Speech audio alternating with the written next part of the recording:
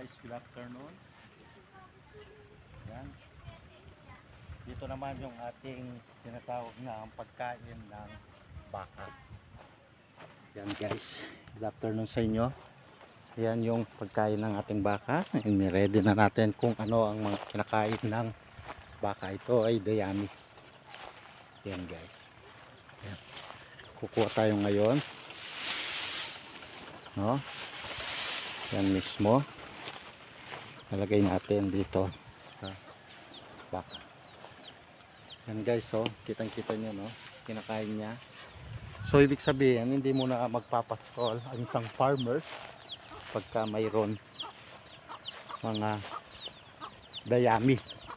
Guys, itong dayaming ito ay nanggaling dun sa palay na bagong harvest ng harvester.